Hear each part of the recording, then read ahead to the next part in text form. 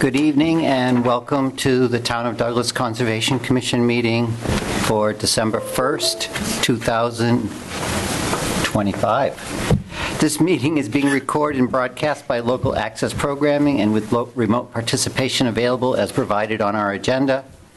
Is there anyone here recording tonight's meeting? There isn't. I hereby call the meeting to order at 6:32 p.m. We'll have a roll call of our members. Jim Foran. Brendan Doyle. Kate Thompson, Roland. Mike Greco. Mark Mungem. This past week we lost one of our members. Josiah Birch passed away on Wednesday, November 26th. He'd been with us for almost a year. We're going to miss his smiling face and his discussion. And at this time, I'd like to have a moment of silence for Josiah.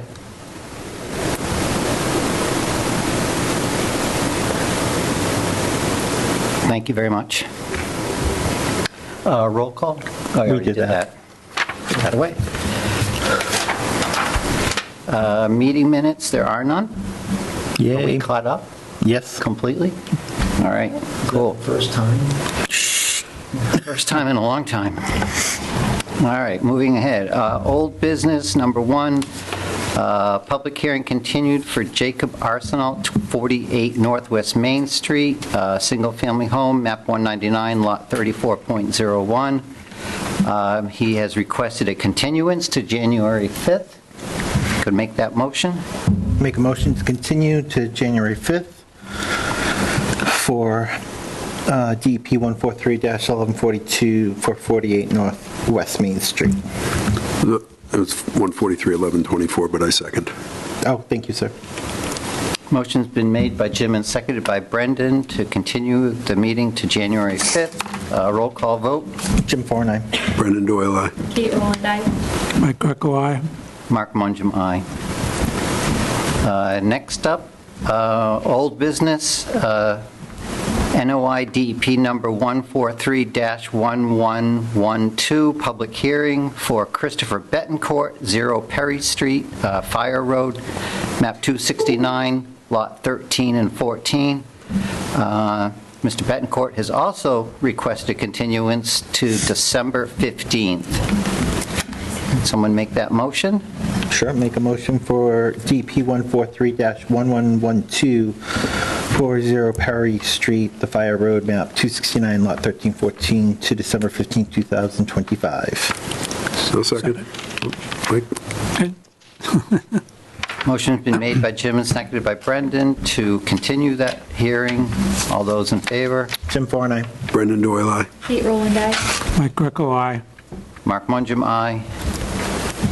Moving on to enforcement orders, item 3 was 11 and 13 Laurel Hill Road, restoration and mitigation plan. Do you have an update on that, Samantha?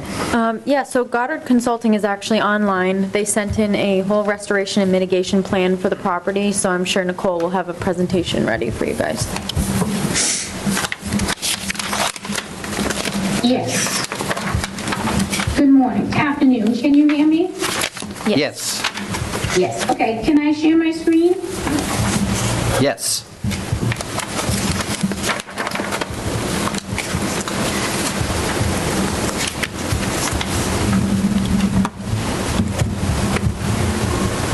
You should be able to now. You should be able to. Yeah, I'm having an issue with it. Oops. If you close out of it and then try to reopen, it might work.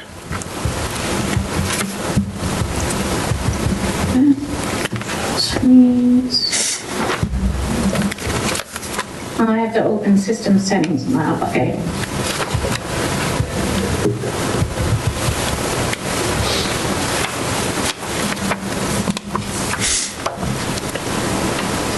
All right, it's giving me an issue, but Do you want me to put it up on my screen, Nicole? yeah, if you have that report, it's really just the graphics that I want to go over. Okay. Give me just a second. There you go, Mike. Oh, sorry. To sign for Josiah's family. right, let me know. Do you want to start on this one? Yeah, we can start on that one. Okay, thank you. All right, good evening. My name is Nicole Hayes. For the record, I am a professional wetland scientist with Goddard Consulting. We are here before you tonight with a mitigation plan to restore impacted wetlands and buffer zone located at 11 and 13 Laurel Hill Road. The applicant unintentionally impacted a wetland and buffer zone area when he deposited soil and gravel into the corresponding areas during his effort of trying to create a gravel driveway on the secondary long lot here. I'm not sure if you can see my cursor, but it's this area in gray right there. So he impacted the wetlands adjacent 1640 square feet plus another 60 square feet is 1,700 square feet impacted within the wetland area, and then an additional 682 square feet in the buffer zone.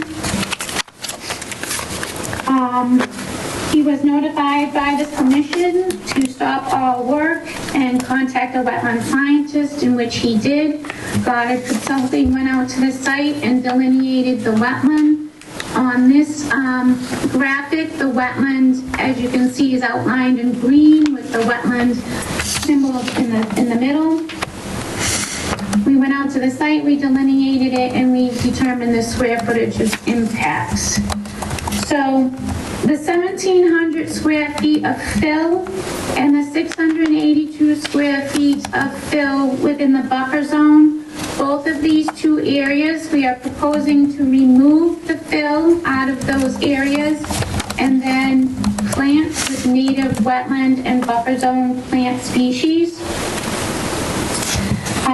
According to your local wetland regulations, the replication area must be 50% of the impacted wetlands, and therefore 50% of the 1,700 would be an 850 square foot additional area. If we can move on to the next. Yes, right there. All right, so again, we'll be removing all of the green area and the red area out of the wetland and buffer zone and replanting with wetland species. The 50% of 1,700 is 850 square feet of additional mitigation plantings. We're proposing 1,031 square feet. This also contributes to about 26% increase to the buffer zone impact. It says in your regulations that buffer zone replacement should also be at a larger square footage up to the discretion of the commission. And as a result, we're proposing an additional 26% on there. So if we can move to the next planting. Yep. So again, this whole area includes the wetland mitigation area, the buffer zone mitigation area, and then the additional 1,031 square foot planting area per your bylaws. Now this area will consist of 40 shrubs, spice bush, sweet pepper bush, and winterberry, and also red maple and yellow birch trees. At the present time, the applicant would like to have the gravel in the first slide. We'll go up to the first slide. Yep, right there. He would like to have this remain in place because his goal was to create a gravel driveway within this area. To mitigate for this 960 square foot of buffer zone impact, we are proposing at the present time a one-to-one 960 square foot invasive species removal. And that is Rose and Bittersweet, and it's located, I think, on the second figure, that area. Yep, right there. So that's what we have for you for right now. Of course, we take all of your questions, concerns,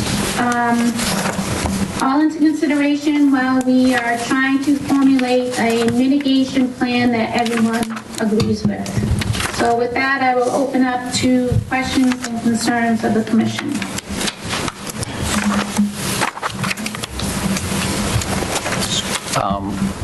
My first question is the yellow area, the wetland restoration, the 1,031 square feet. Yep. It looks like it on top of a structure. Is that not the case? No, I think that's just a dark shadow right in there. Okay. On the right side, Mark? Yeah, on the right side of it, the right edge of it? There is a stone wall that's right along there. But yeah, due to constraints, we couldn't keep increasing that mitigation area, and that's why we started to think about other ways of mitigation, and that's why we thought of the invasive species removal as well. Is that all of the invasive species in that area, or is that just a portion of that? We looked at all the areas of the site, and that's the area of the site that had the most. There might be a few speckled within the wetland area or other buffer zone, but there really wasn't a ton of invasives on site, but it was definitely something that we could use as mitigation. One other question I have is there's a area of gray, which is the current driveway. It's 60 square feet that is within the wetland area. Is that proposed Yeah. to be removed? Yes, that 60 square feet is part of the 1,700 within BVW. Yes, that will be removed. And what about the 420 square feet above it? Is that to be removed, or is that what you want to keep?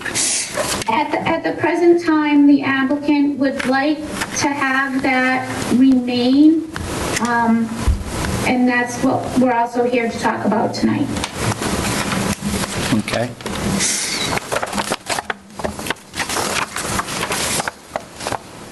Those are my questions for right now. If any other commission members have any questions? Just so you can see right here, that is this right there.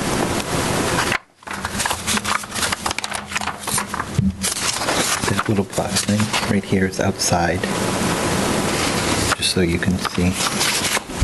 Does it look like a building to you? I can't tell what it is, but yeah, that.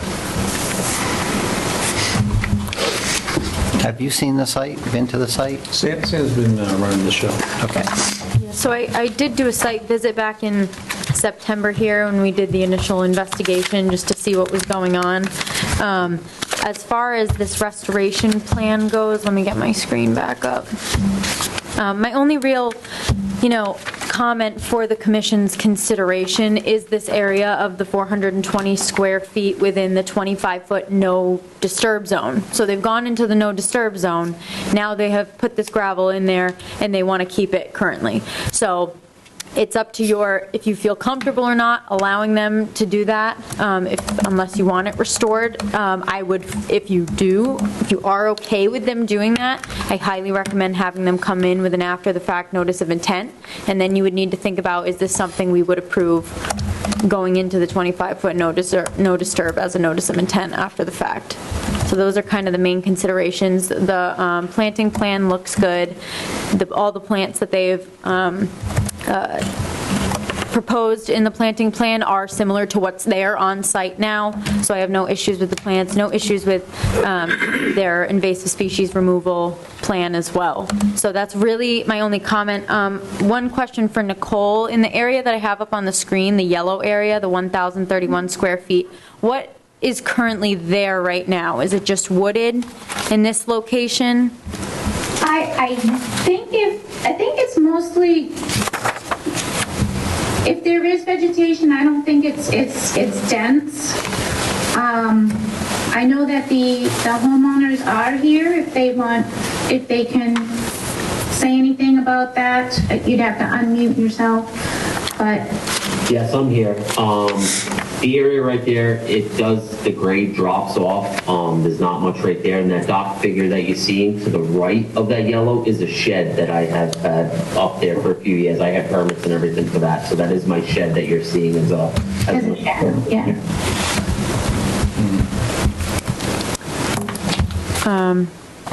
So I'm just kind of comparing the two back and forth. So that's why I asked, just because there's plantings proposed in there, and okay, what does it look like right now? Is it going to do any disturbance to what's there to add a bunch of different plants in there?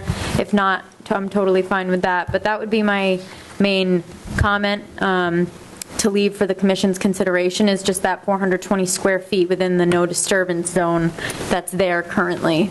Would that be something you would approve in an after-the-fact notice of intent, or would you want to see that restored? And I don't know if Brandon has any additional comments. Yeah, I would have that same concern about that same area as to it continuing all the way to the wetland edge and the end of it being right at the wetland edge. That Yeah. I don't What is would not the, approve of that. what is the stone, that area used for anyways? So my game plan is, if you're looking at the map right now, where my cars are in the driveway, I was planning on... Could you state your name, please? Sorry, this is Jim Hampson. Thank you. I'm trying to do an addition off the side of my house where my driveway is, to put a garage with a second-story addition. And I was trying to open up the lot that I just recently purchased to make a kind of a extension of my driveway, because I'm going to be taking up half of it. So I was looking to just be able to, no pavement, just the gravel down below to park a few vehicles on. So, yes, a good question that we could ask, and I'm sure the commission is thinking about it. Do we need to go all the way to that wetland line, or could we just, between the 540, which is between both of the, I believe that's what, 25 foot and 50 foot, is that enough room for you? Yes, I think I can make that work. I can reason with you. Could probably go a little wider if you wanted, right? Well, again, it's hard to see from the picture, but there's a big grade drop from my driveway down. So again, this was my first step, and I got stopped because of this. So I haven't pulled any permits. I'm waiting to see how this turns out for my. But there's going to potentially be right at the edge of my driveway. Yes, right there, right where that excavator is. I want to try to put a retaining wall to catch the end of the deck. How close is that to the wetlands? Yeah, the wetlands are right back here. You can kind of see where So those right- rocks are. Okay, It's so, kind of past this area here. and where would It's the, between 50 and 100, it looks like, from the wetland. So the wetland's right on the other side of the rocks. Yeah, it's like right really here. cool. So this, I mean, as where it is right now, part of the disturbance was in the wetland itself for this gravel. So he would be coming right up to the wetland line with this gravel as proposed in this restoration plan. Well, he needs to do that to get in there to remove the debris that is in there anyways, right? Yeah, well, part of that right now, he could use that to get in there, but he'd probably make his way out and Right. take things out. But the bottom line is, you have a 25-foot no disturb in your bylaw, so. The second part of my concern is that, and you kind of just alluded to it, is there's some steep slopes here. We don't have topo, so we're looking at a blob of yellow from the wetland edge to the 25-foot line, but we don't know whether that's a 5-foot cut, a 1-foot cut, or a 15-foot cut to create that wetland. And I would like to know what the grading is in that area to be able to, and whether it's going to be, if we're going to be able to make it a wetland restoration area. Can I Well- get, Nicole, Yeah, can I just get a little clarity on this yellow area? So you're planning to create more wetland in this yellow area, or is that just a buffer zone restoration area? That would be buffer zone restoration area. Okay, so no cutting or grading would be done in that area, it would just be plantings? Correct. Okay, I just want to confirm that.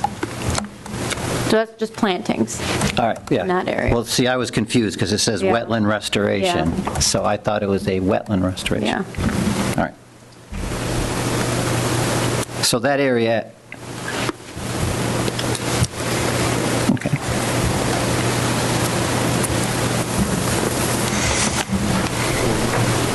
So what is going to be planted in the yellow area?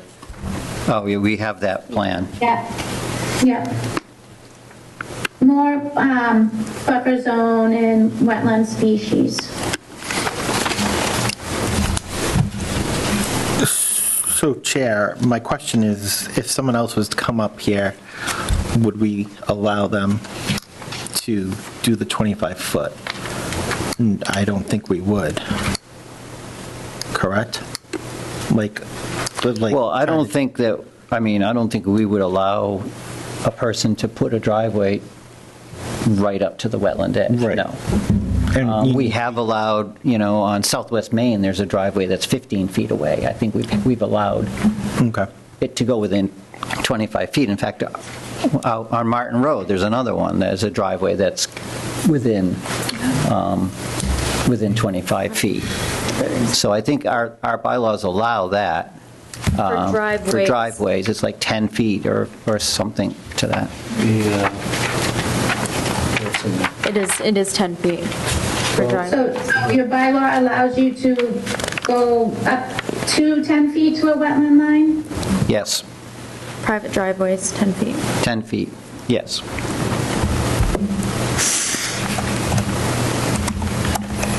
So we would want at least 10 feet, and if the water is flowing down that driveway towards the wetland, I think we would want a little more than 10 feet, because we'd want to have that water be controlled a little bit before it gets to the 10-foot buffer line.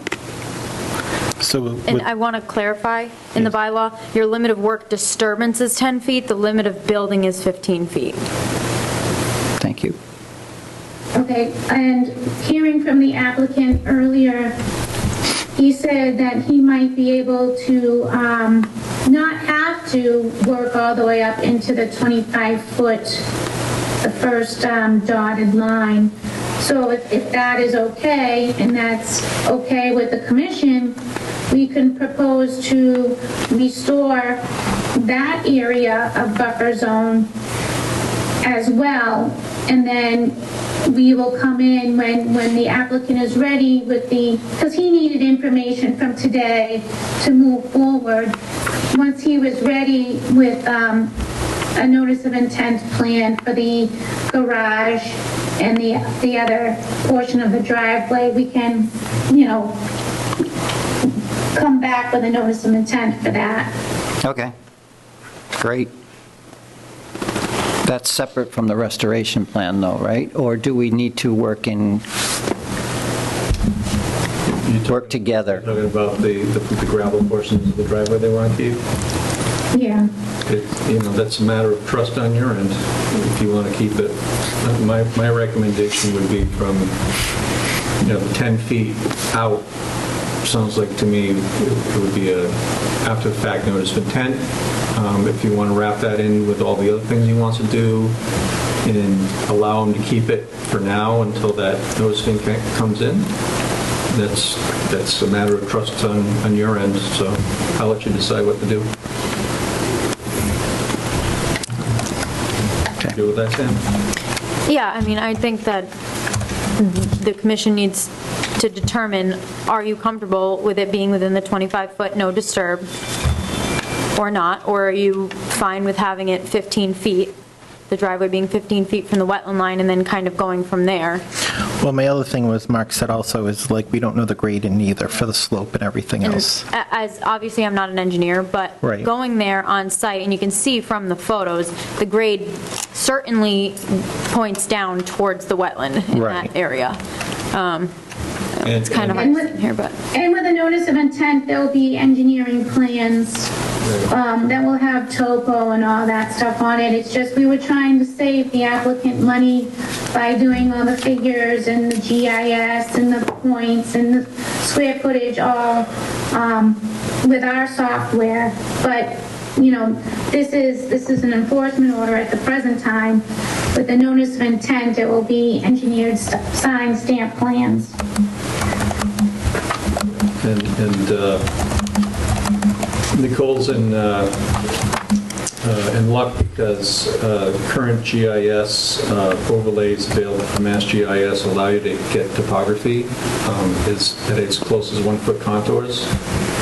It's pretty good that it could be slapped on any one of these plans, but that said, I don't think it's necessary right now because, like, especially the 1,031 square foot area, that's just a buffer zone restoration. They don't actually have to do any digging.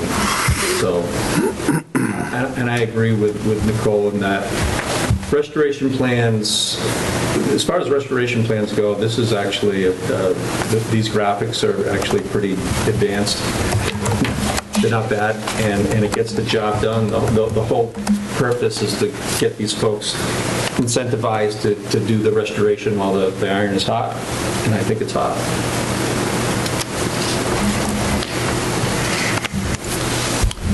Okay. I guess my only concern still would be, I would like to get the enforcement or the restoration plan kind of set up as to what they should be doing, and then have them come back to us for whatever notice of intent they want to do their addition and to the driveway work, whatever the driveway work is. But I want to get the restoration plan established and complete. So Sam, I think that having them do the restoration first, and at least get the construction part of it done before they move on to an NOI, sounds good? Yeah, at least yeah, I would say so. It's just, like I said, it's the issue of within that 25-foot area, where do you want to include that? Do you want to include that in the notice of intent after the fact, or do you want to include that in the restoration? You could leave it the way it is right now, as they proposed it right now, and then, as Brandon said, have them come back in the notice of intent with the issue of the 25-foot gravel area within the 25-foot no disturb. Or you could ask them now to include in their restoration plan within that 25-foot no disturb, we want this gravel removed. That's what I'm looking at. Yeah, that's what I would like. I think that that bottom portion of that driveway should be removed as part of the restoration plan, back to where they maybe ultimately want to have it, and that area be restored as part of the restoration plan, because that is part of what was done incorrectly.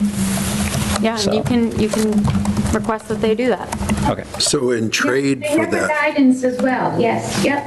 I was just going to say, the purpose of that, I think, was for parking, if I understood correctly. Is it possible, Mark, to allow them to go a little bit wider on the outside of the 25-foot buffer zone so they get the space for the cars they were looking for by having the length? So in other words, they retract the length, get 25 feet away, but maybe go a little wider outside of there to give themselves a Yeah, Brendan, I'll be space. fine with that, but I think that would be part of a notice of intent plan, not part of the restoration plan to do that. Right? They're Because we probably can't looking for allow guidance them there, to too. do additional work within the buffer zone as part of a restoration plan. Right. No, yeah. Okay. So have them do the restoration to include the driveway, that 25-foot, to bring it back to... Yep.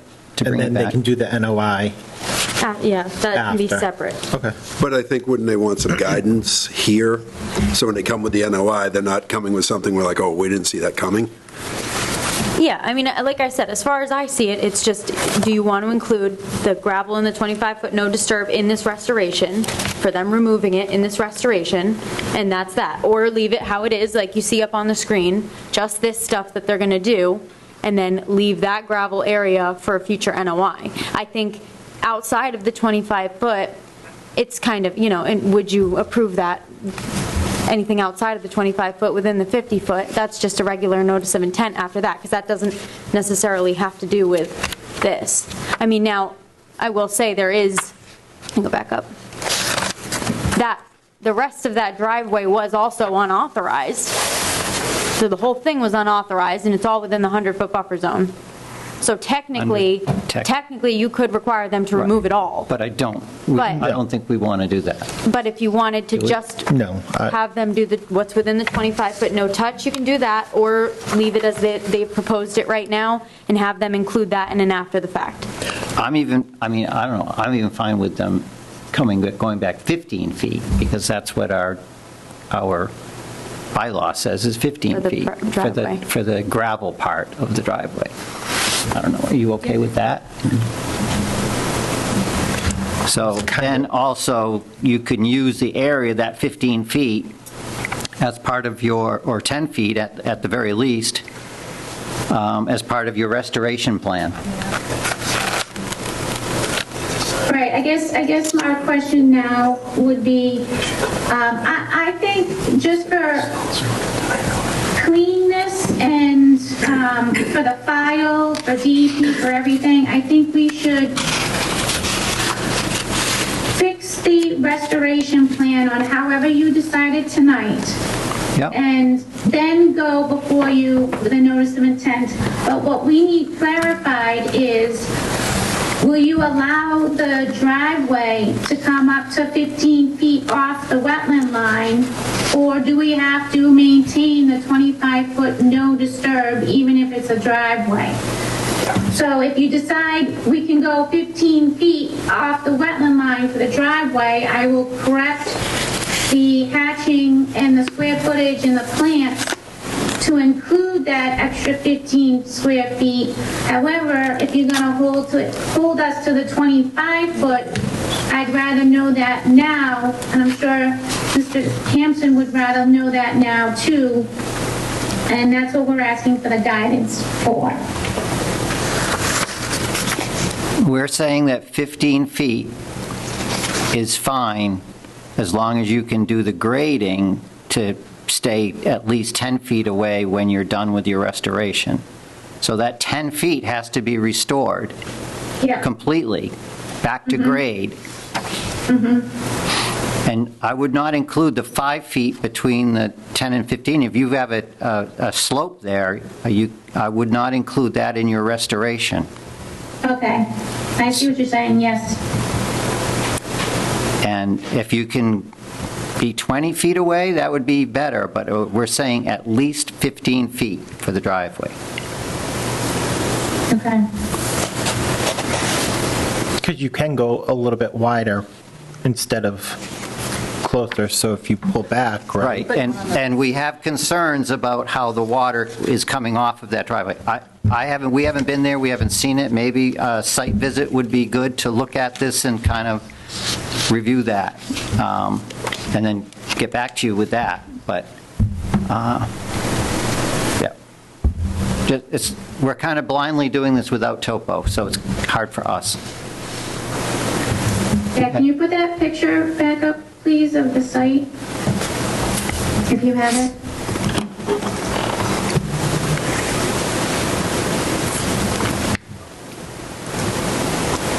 Yeah.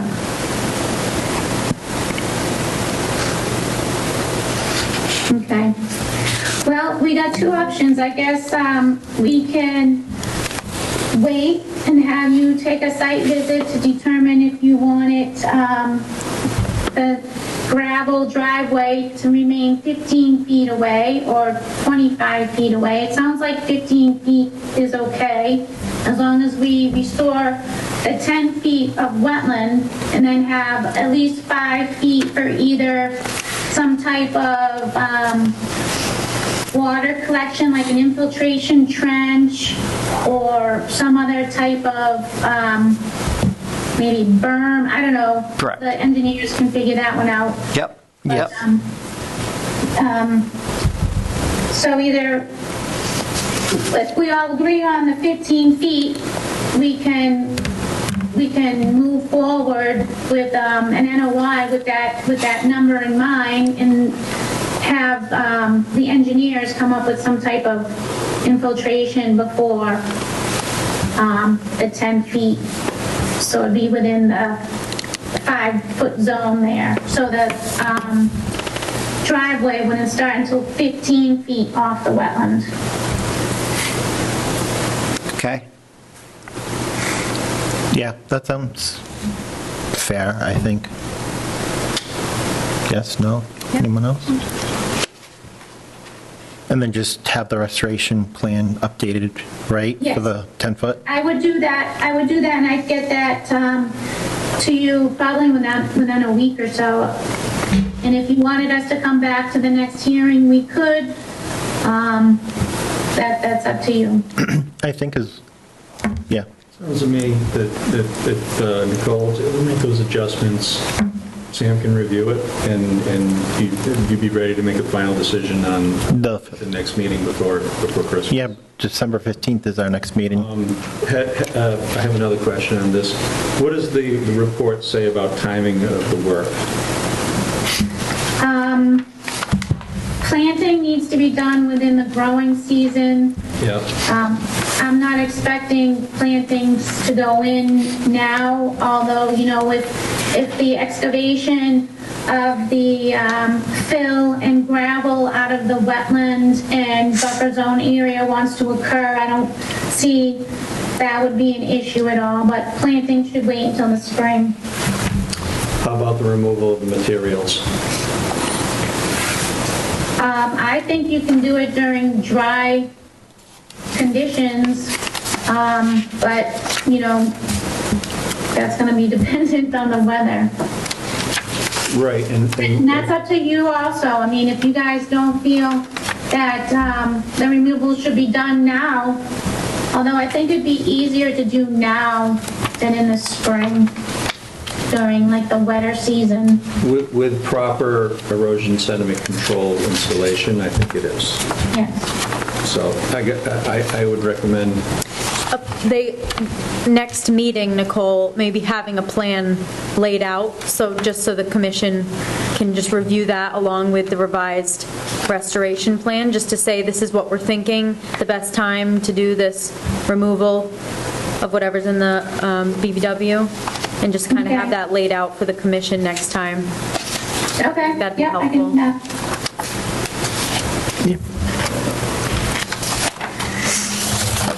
yeah, just send in the revisions, Nicole, and if there's any questions that Sam has, I'm sure you can work things out, get something that's just about final, and will be ready for presentation and final restoration plan approval the next meeting. That sounds good. And then hopefully you can start at least partially getting to work and getting to this. Okay. Sounds good. All right. Thank you very much. All right. Thank you. Thank you for coming in. Thank you. Bye. Good night.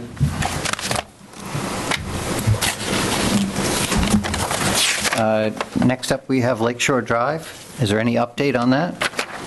We have not heard anything from DEP. I know Mr. Cahill is here as well. If you guys would like to say anything, you could come up. Up to you.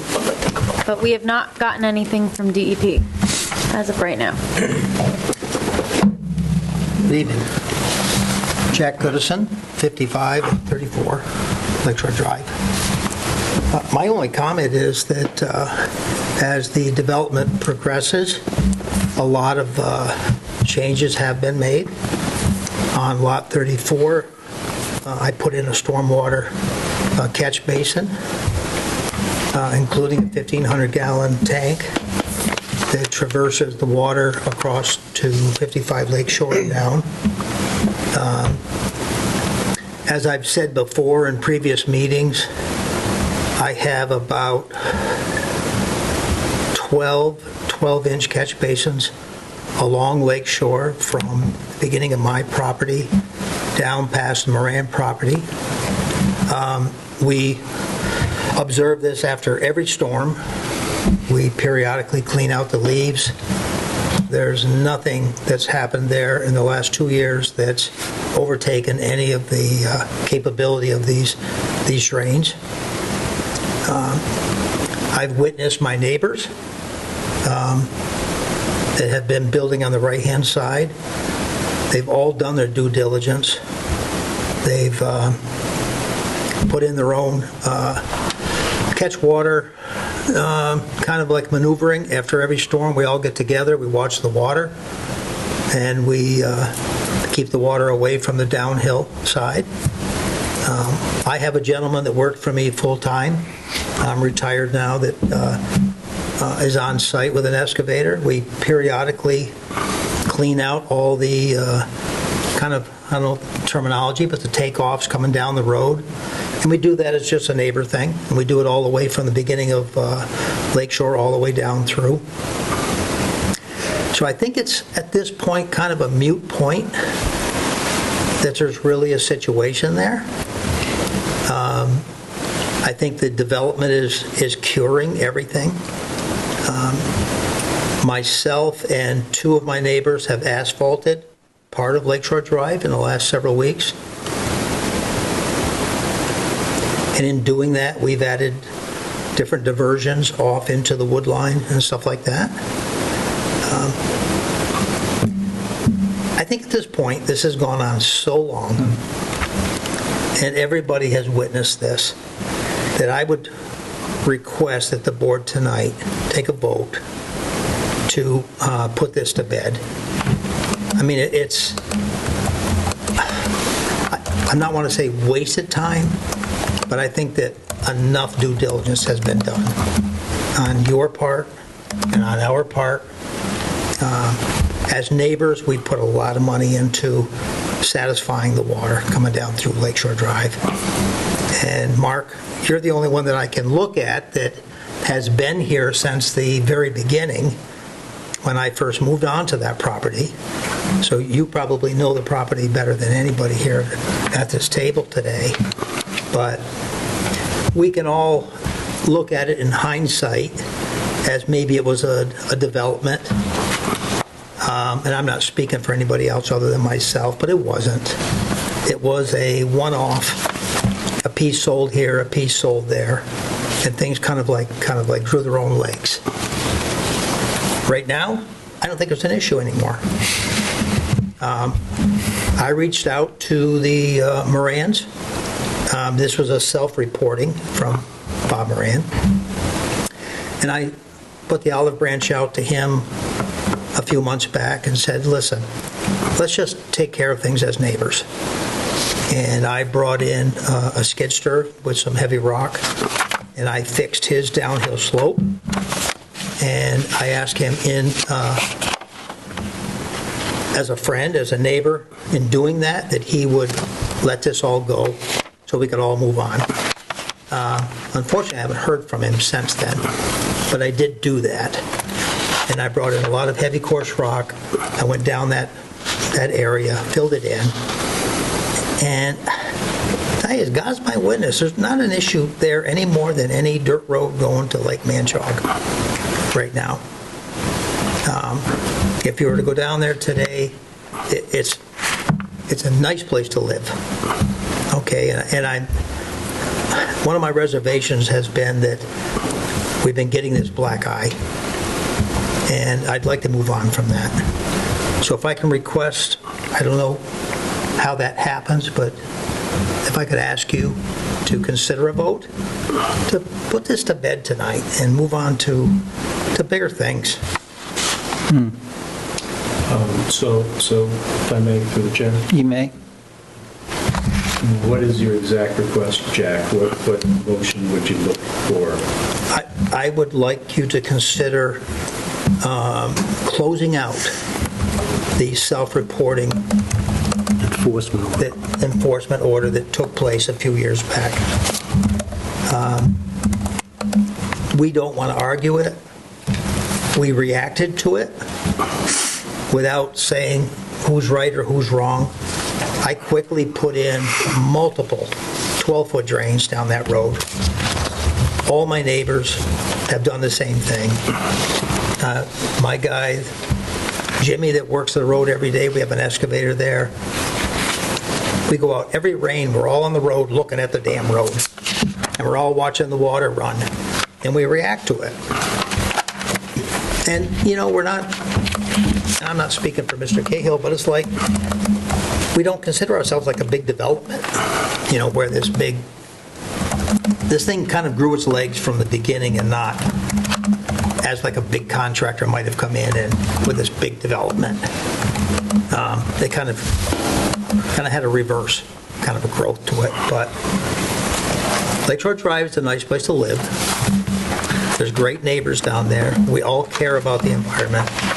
Everybody is in the road every day trying to do their part. And I would like you to request or to consider taking this off your plate. Well, I would certainly like to not look at it on every single agenda and have to It's gone on say a at long time. every meeting, did we hear from the DEP yet? And we haven't heard from them. I would agree, that would be nice to have it be. I know it's hard to assume, but can we assume that it has a very low priority for the DEP? I mean, there's no flagrant I am not going to violations. assume anything good from the Yeah. DEP. There's no flagrant But, violations down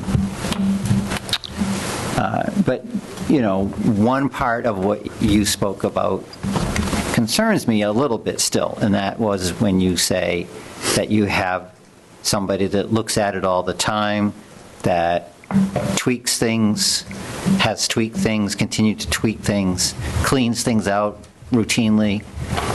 Is the fix that has been made sustainable? Or is it going to require, you know, a lot of care by somebody else? Should you not have an excavator? Should you not have a person that can help you do it? Is it gonna, Excuse me, I don't think, sir, that it's any different than the town going around annually and clearing leaves out of the storm drains. Yep. Yeah, I don't think it's any different than that. But yours is a private road, correct? That's right, it's a private road, but I think the due diligence that the town would take is no different than the due diligence as we on Lakeshore Drive do. And maybe it's informal, but we all do it. We do it. We don't send each other bills, we don't charge each other money, we all just kind of take care of things. Yeah. Mark, since you were here in the beginning, how did this whole thing start? Can I speak? Well, please, can I address that, Mark? Just a minute. I Yeah. mean, it started because there was erosion on the road, and it continued down, and it went into the Whitens Reservoir. And somebody must have reported And it. so it was reported, correct. So one of the people living around there, presumably, or on the lake, reported that this was happening. Presumably, I don't... Yes. Okay. Yep. Maybe. So we went up and we looked at it, and we had to put a cease and desist order on it because of the...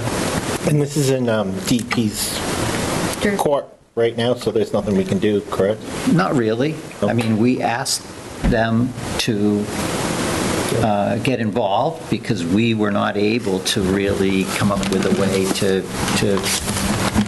fix this, to get it approved, or to get it moved forward. So we asked the DEP to come in and take a look at it for their advice as to how we can resolve this and move on. And that was over a year ago now. So... And we thought that, rather than, you know... I know. We thought that would be the better way to resolve this. And he's not on tonight. Usually he pops on. Could I make a comment? Yes. If you were to even turn the clock back a little further, when I first bought the property at the very end of this same road, I purchased this a few months or several months prior to the Morans. And I innocently, under the last commission enforcement folks, brought a shed down through the same spot, same very spot that we're talking about. And when I did that, someone said, hey, Goodison's dumped a load of stone down the hill. And I was charged with that through the commission, rightfully so. I didn't know it. And I had to come up with a restoration plan. I spent several $1,000s. I was told to take all that pea stone away, and by your previous conservation guy, they came down I didn't argue with him. I just did whatever he said.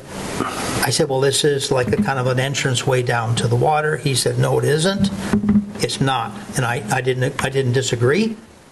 And I was charged with removing all the stone. I was charged with putting in loam. I was charged with putting in grass seed. I was charged with putting in mountain laurels and blueberry bushes. I was a new guy in town. I didn't want to ruffle any feathers. I did everything I was asked to do. That's the very same spot that we're talking about today.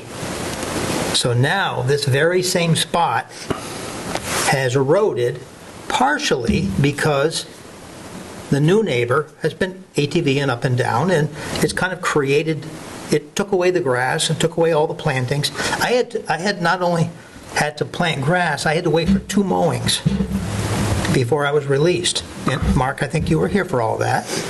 Yep. And that was over with. There was vegetation, growth there. There was new plantings there. New neighbor comes in, new traffic. All of a sudden, we get this huge storm. Storm follows that traffic of the ATVs down the hill.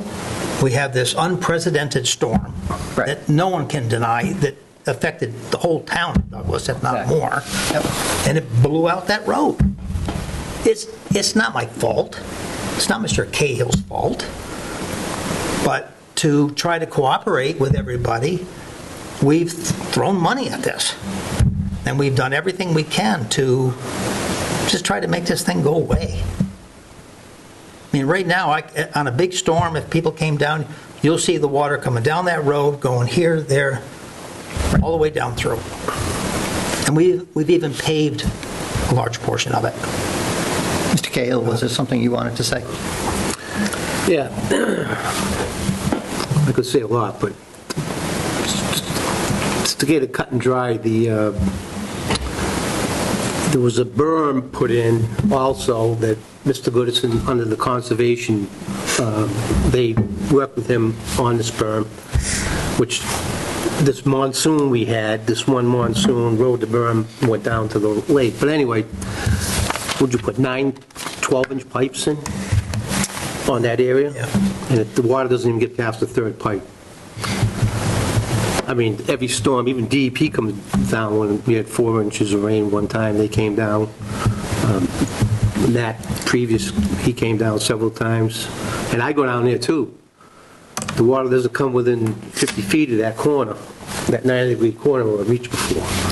And I think we've all stood there. Which is 180 feet from the pond. I know Brendan stood there before, and we've had conversations where if you're catching water coming down the hill, what do? Do you kick it off to that neighbor? Do you kick it off to this neighbor?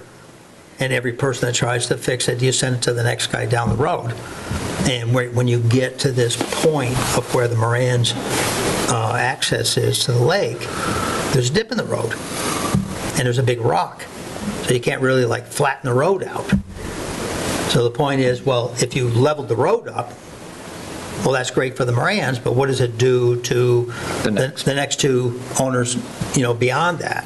Right. And I had recommended back then, just as a non-engineer, just a neighbor, that if we kick the road back towards the Moran's property and they dug a catch basin like I did on Lot 34, that residual water would kick back to their side and relieve the problem from the next 2 neighbors down the road. None of that has ever happened. And I don't know. I'm at an impasse. I don't know what else to do. Right. I understand. What are our options at this point? Well, I think that's where we're at, is I think we need to review the enforcement order and again, and go ahead. Through the chair, is that everybody was in an impasse. The folks on Lakeshore Drive were in an impasse. We were in an impasse. Weren't getting anywhere. So we decided that it would be best, everybody agreed that it would be best to bring teeth, rope them into it, because they're the ones, they have a lot of authority. And they agreed to intervene, and we even had an on-site meeting. I think that you were there, Kate. Yeah. And then radio silence. And and that's where we're at, and there's been no action, and everybody's very frustrated again. That said, I think that we can go over the enforcement order. I have it, and Sam has it for putting up on the screen from the original one from 2023. Remember that Mr. Moran's lawyer, Glenn Wood from Rubin Rudman, is on this. I know him to be a very aggressive and confident lawyer. Just a warning to the commission, I think that if you close it out and then Mr. Moran and Rubin Rudman find out about it, I would not be surprised if Glenwood sues the town of Douglas. Yeah, I think all parties should be here. Yeah, all parties need to be involved in any kind of closeout of this. Right, but if you want to review the enforcement order, it's not a bad time to do it. I think it would be good to know what it is, because I think we need to delve back into it and try to end this. And if I could speak again, we sat at this table a year ago, and we discussed everything, and everybody around this table, except a few new members, agreed that we had all done our due diligence. Unfortunately, that night, even Moran agreed, but there was never a vote. And then the following meeting, when I brought that up again, everything went kind of quiet. But everybody at this meeting spoke out and said that they had no problem with all the work that I had done down there, and that there was no reason for me to be involved in this enforcement order. No, I mean, we've asked you to do things. We've asked you for a plan as to what you did, and you provided it, right? You provided it. You've done work, and you provided this as-built plan. So we need to, it's not fair to you to continue to hold it over your head. It's not fair to Mr. Moran, and it's not fair to us. So I think we just need to, at this point, come up with a way to... I think time has healed it. And you may be right. But all parties aren't here, so... Well, by whose fault, though? I mean...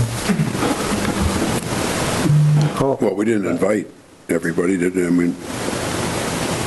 It's on the agenda. And I drove up from Rhode Island just to protect myself tonight. It's on the agenda, but it's been on the agenda. Yeah. And Mr. Moran has been here several times when you weren't here, so it's not really fair to him to, he doesn't come to a meeting and all of a sudden we end it. And through the chair, there are two enforcement orders, one for the road and one for Mr. Moran's property down by the lake, for the stones that were removed from the lake. And the problem that Mr. Moran is having is just the access down there, because his hill's been washed out, and then the restoration of the hill, and everybody agreed that it's not worth doing unless and until everybody's satisfied that there isn't going to be more flooding on the road that will wash him out again, right? So I guess a big question is, if everybody can agree that the road is in good enough shape, that Mr. Moran would be safe to do that restoration work and not have to worry about things getting washed out again, then maybe we can close this thing. Right. That's, I think, exactly is the limiting factor here. Yep. Yeah. I guess the big question is, will that gentleman agree that everything is okay? Well, how are you going to get someone to, you have to have engineers come in, evaluate the whole thing? I mean, when I put in 12-inch culverts. I'm not disputing anything you've done. It probably works great, but I don't think, if I were Mr. Moran, I wouldn't accept any of this until somebody signs off and says, it's not your problem anymore. And nothing that we're going to say here tonight is going to take care of that, for sure. But I guess my question is, why is it everybody's problem? It's a private road, so everyone owns 50% in the road, and from where it starts, it goes down, right? If you were to talk to a gentleman that tries to kind of mind his own business, stay out of all this, who grew up there as a young kid, nothing has changed in over all these years. The man's 50-something years old. In that neighborhood, nothing's changed? Yeah. But it It has completely changed. Completely. No, I'm sorry, sir. We're talking about the flow of water coming down through. The water, there's a steep grade. If you look at the elevations from northwest Maine all the way down, there's no way in hell, no matter what you do, that you're going to stop the water from coming down. It's going to hit the low point. Unfortunately, Mr. Moran bought the very 11-foot opening of the lowest point on that road. And during that big storm, I had water running over me. And I braced it up, and I cleaned it up. We haven't had it since then, but it's like, if you buy the tip of the funnel, I don't know what else. It's not anyone's fault. We can't kind of change the elevation there. Did you say you have the enforcement order? Oh, you have it up on the I screen? do have it up on the Okay. screen, yep. If you'd like me to kind of go through it, I can. So it was issued August 24th, 2023. So the extent of the activity we put was untreated, uncontrolled stormwater runoff originating or reaching the roadway is causing severe erosion of the gravel roadway and has impacted buffer zone, bank, and land underwater associated with Manchac Pond at a minimum. Sediment and silt carried by said stormwater is being accelerated, channelized, and directed into the buffer zone and resource areas. Additional supporting documentation, including photographs and video records, are available upon request. So if we go down, the issuing authority hereby orders the following. Two things we checked off. One, resource area alterations resulting from said activity shall be corrected and the resource areas returned to their original condition. Number two, a restoration plan shall be filed with the issuing authority on or before September 8th, 2023 for the following: stabilization of eroded areas to prevent future erosion and impacts, assessment of impacted resource areas and buffer zones to determine extent of damage and details of restoration required. See attachment B for additional conditions and required actions associated with this requirement. And that was the enforcement order. Now, there's another one too, you said? Or that was for Moran's? Yeah, which we down don't- towards the we don't bottom. need to get into. But that was for the road, the extent of what happened. But who was that? That was issued against? Everyone. Everyone, it was, The issue is it's a private road. Right. So it was the issue of who owned the road. right. So that was a big issue in the beginning. Got it. Who does it get issued to? It was issued to the Lakeshore Drive Homeowners Association, David Cahill, Jack and Cindy Goodson, and Robert Moran Jr.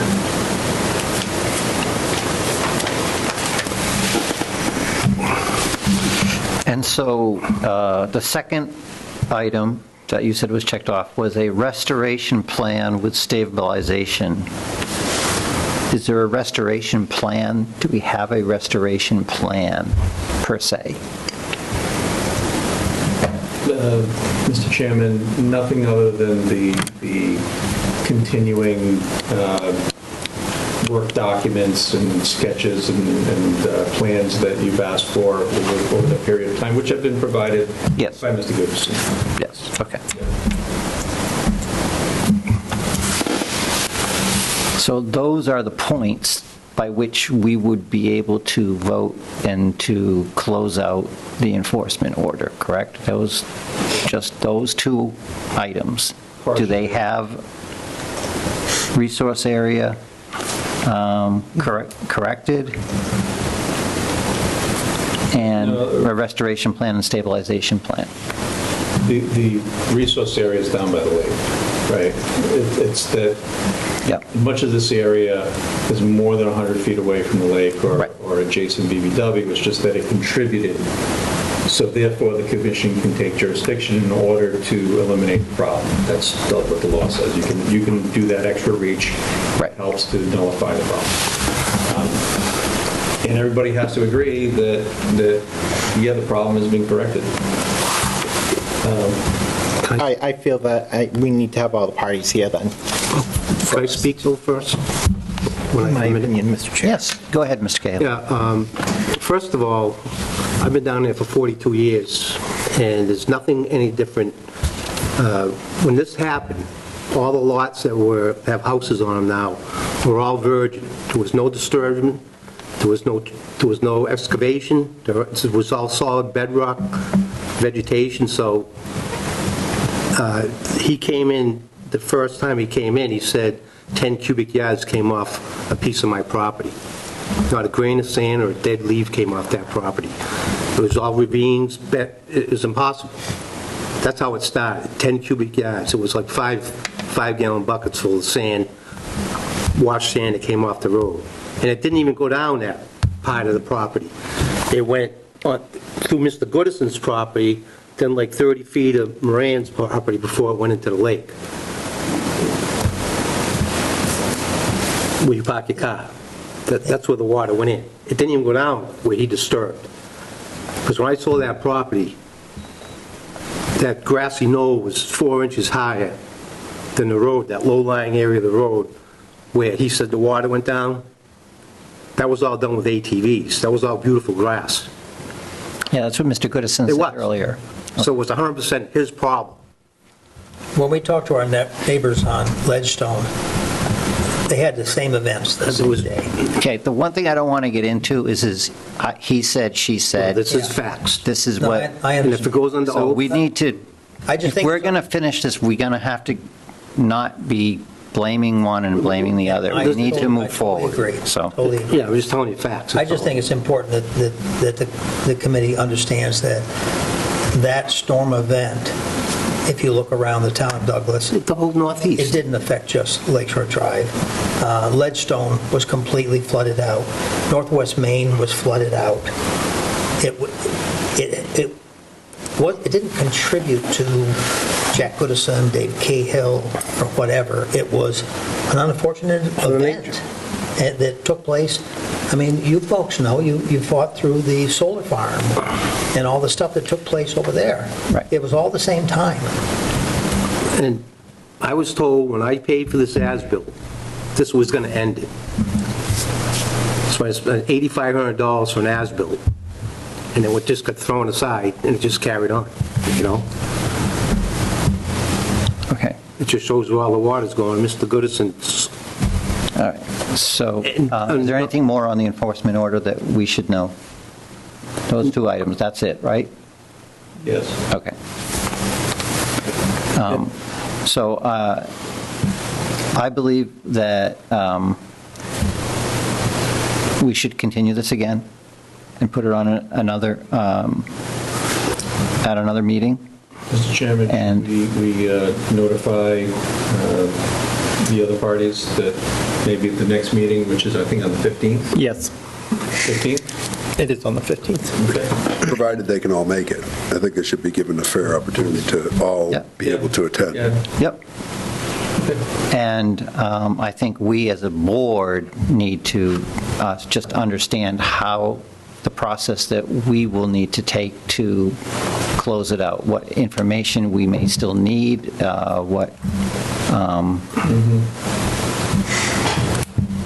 should we schedule a site visit and take a look at it between now and the 15th?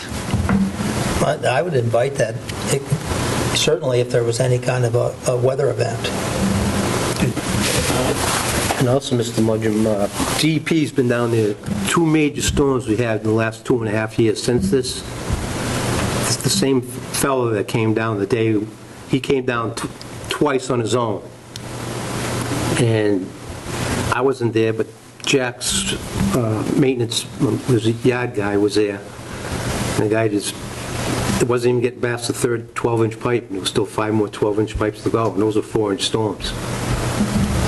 So, this has nothing to do with really conservation as far as I'm concerned. I think there's nothing better than a site visit, and preferably during some kind of a rain event. Because I think at the end of the day, we would all agree that no one would argue what happened that day, but I think we would all agree what the present conditions are. I mean, we've gone down the road a couple of years now, and there's been a lot of changes on Lakeshore Drive. And, you know, we're not saying we're some uppity-up community with this beautiful paved road with street lights and all this other stuff. We're not. We're kind of a country road going down to the lake.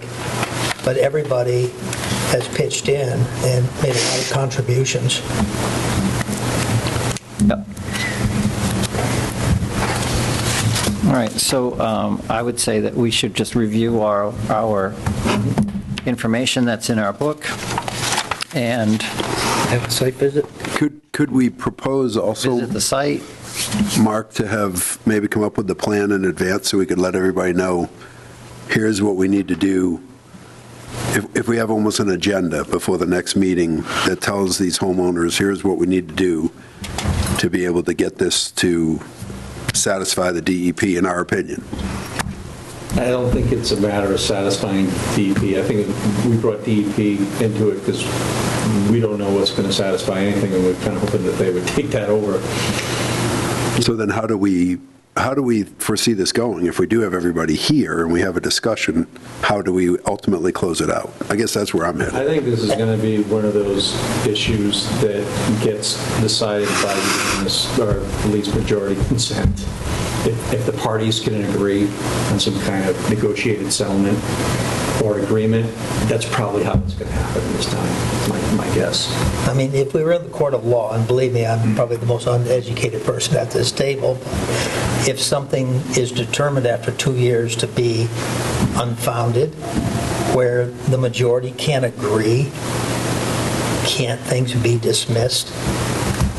Well, it gets a little more complicated than that when people start bringing in lawyers. We'll let them. I understand that, Well, but we do not want to have the town of There'll be a lot Douglas of people sued. there, and if they're under oath, they're screwed. you know. No, I understand It's that, one but person. like, that's why we need to have the meetings of the minds for everyone and send out the notices. And then if you all agree, then we can go from there. Yeah, you did more, well, I don't want to get into it. That's just my opinion. I think it's in everyone's best interest to try to resolve it. Have a site visit, if you want to do that. This is 30 months now. 30 months. Do you want to set up a time for everybody to go, like on a Saturday, or do you want to do it individually or in twos, Mr. Chairman?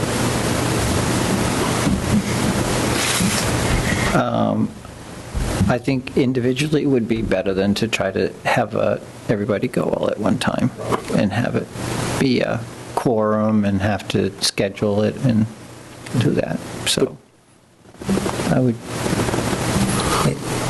Which is, What I was told in the past when I was developing my property was that you had to have a quorum in order for everybody to meet, that you weren't allowed to meet one-on-one. And believe me, no disrespect, I don't know. It's hard if one person goes and sees something that the other person didn't see. And I know it's hard to get everybody together, but if we... But if we all get together, then we have to have a meeting right afterwards, don't we? no. No, No. you have to post it on the agenda that you're having a public meeting. And the hard part is just, it's hurting the cats. That's all. I think, personally, I would prefer if we try to do it as all together. Part of that is just the influence of one person over another. If we're all together, at least, we're all seeing the same thing. We could talk it through. I know it's a little bit more difficult to coordinate, but this is my opinion on that. I'd agree with you on that. And I think you would remember, Mark, that when I finished my driveway development, you were there with everyone. And we all walked the property, and you had comments as well as other people did. And it came back to me with a little punch list of things that you wanted to see. And I cured that, and I got a sign off on it. So it kind of brings everybody together at one point, so there's no after discussions that go on and on and on. I mean, you had a very valid point the day you were at my property, and I agreed to it, I fixed it, and after that, I didn't hear anything else, it was done.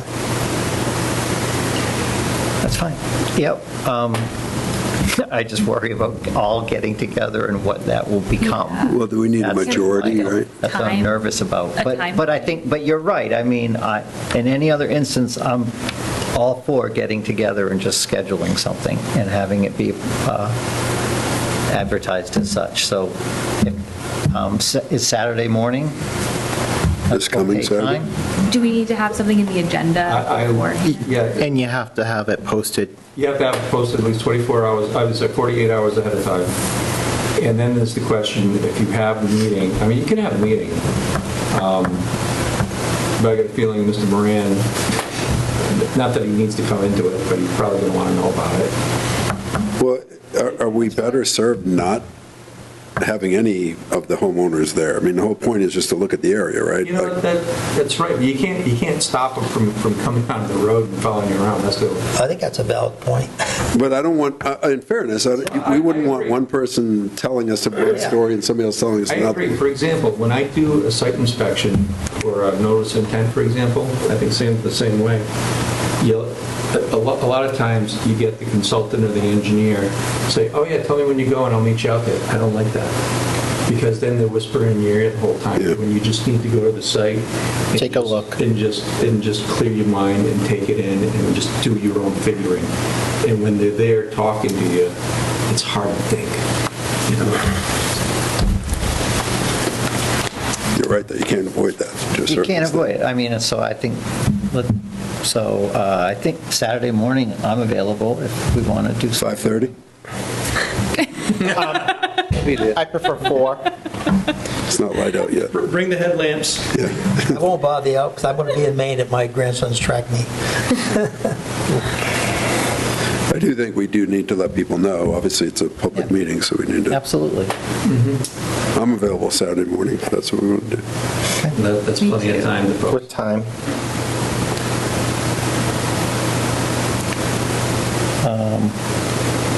8:30, 9 o'clock, something like that. So I have to be back home. Hold on. That'd be December 6th, right? Yep.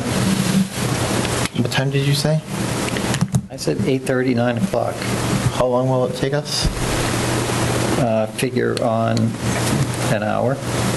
I don't think it will necessarily take that long, but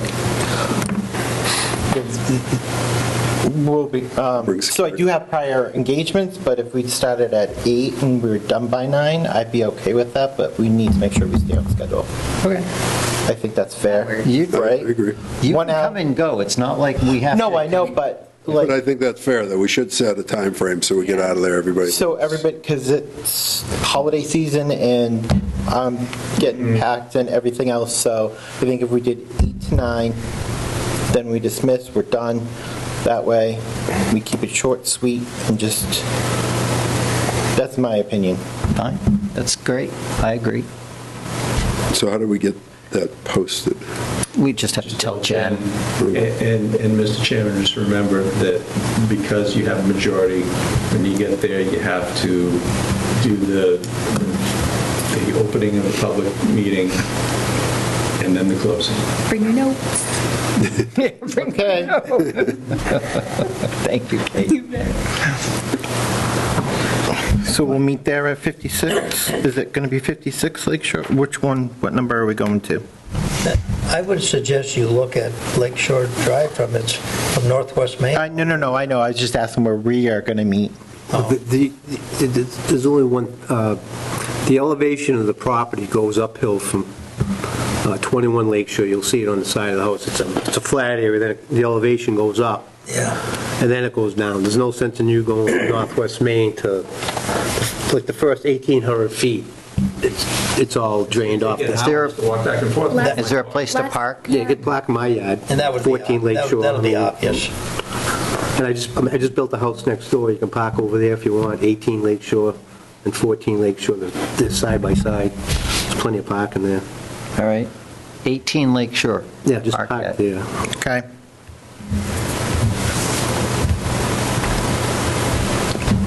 And if anyone's concerned over landowner permission, I own lot 34 and 55, and you're welcome to walk all my property.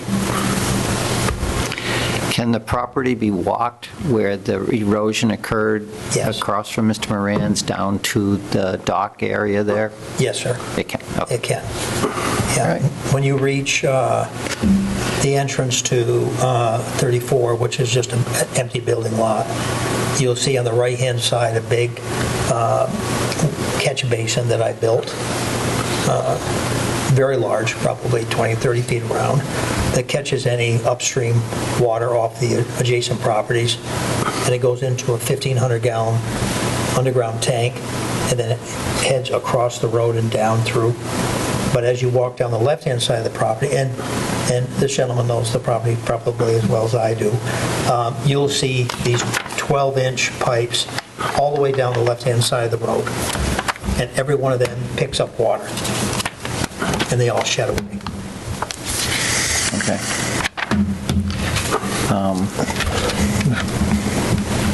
All right. Will you guys, or someone let Will you Jen be know able to attend? and to contact Mr. Will you be Murray? able to attend, or Sam be able to attend? If it would be anybody, it would be me. I'm not going to put Sam through that. Okay. But I can't tell you right now, but I will do my best. Should I ask Jen for past information on the project? Like, this doesn't it? What we have in our file tonight, we don't have very much here. You might do just as well as just having me share my file through like a SharePoint. Okay. I can do that for you. All right, thank you. Because I would like the as-built. If I can, yeah. Wow. You want me to make breakfast too, and, Donuts? We might have to like kick her and keep her on the right route because she's just about blind now. Just turned 16. You're really working me this week, Impressive. between We do tonight, have the as-built Wednesday, here. and Saturday. That's a lot in 1 week, mister. Sorry about that, dude. I know you're up for it. All right, thank you. Thank you. Okay, all right, thank you. Thank you for your time, See you everybody. Saturday. All right. And then we'll have Jen notifying Mr. Murray in 2 weeks. Yeah. Okay.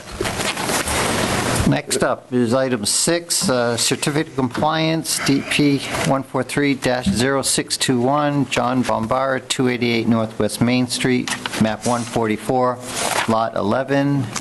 He has requested a continuance to December 15th. You want to make a motion for that? Make a motion, DP 143-0621, 288 Northwest Main Street, map 144, lot 11, to continue to December 15th, 2025. Motion's been made by Jim and seconded by Kate to continue the meeting to December 15th. A roll call vote. Jim Foran, aye. Brendan Doyle, aye. Kate Rowland, aye. Mark Greco. Mark Mungem, aye. Okay, thanks. Next up, number 7, request for certificate of compliance, DP number 143-0982, Timothy O'Hara, 832 Northwest Main Street, map 103, lot 5.1. How you doing? Hi. Aye. Aren't you glad you were here early for all that? Yep.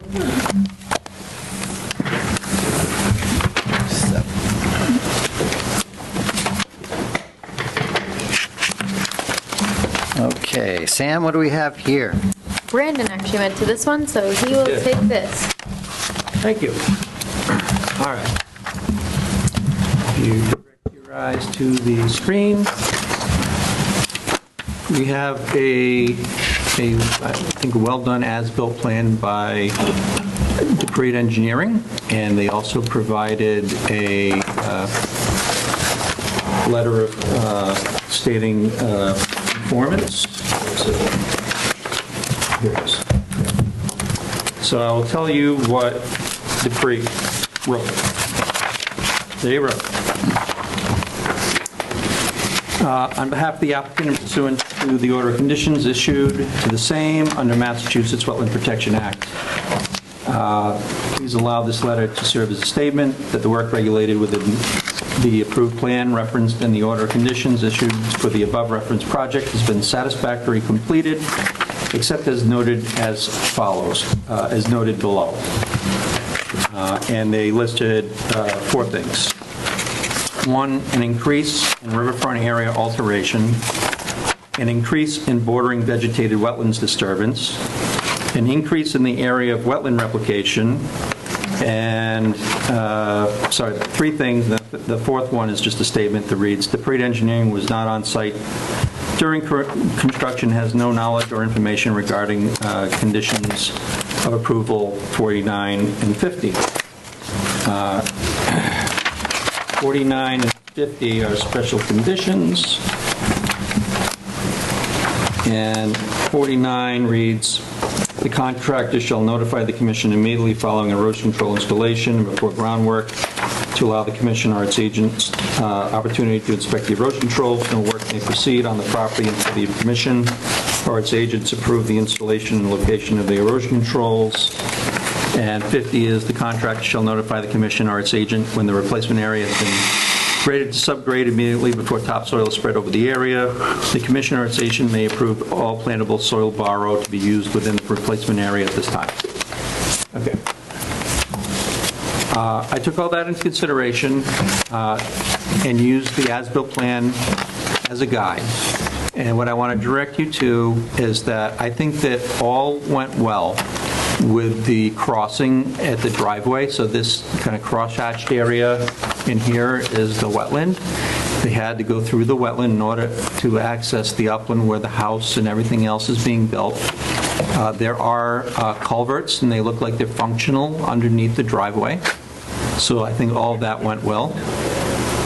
Another thing that went well is the construction of the house is the house footprint itself is in very close proximity to what was proposed. The wetland replication area, which is along the southern wood line right here, was satisfactory to me. The problem area has to do in the back. And you'll notice that this black dashed line is the limit of work that was approved for the project, while everything that is in red is what is there now that was not on the approved plan. And like, for example, the patio behind the house, the stone walkway, none of that, I think, is in substantial non-compliance. What concerns me is this red dashed area in the back and around to the north within the riverfront area that goes beyond the boundary of that black dash line. And I want to say that this area here that's within the black dash line is where the septic system is, and it's also where the established lawn is. The area that was altered beyond that black dash line, between the black dash line and approximately this red dash line, is just some cutting and clearing of vegetation, and also there's a placement, it reads shed, but it's really a greenhouse. Correct. And there's other, just call it stuff, on the site, and I'd like to show you some pictures that I took to just give you an idea of what is there in the back. Is that okay? Sure. All right, so let's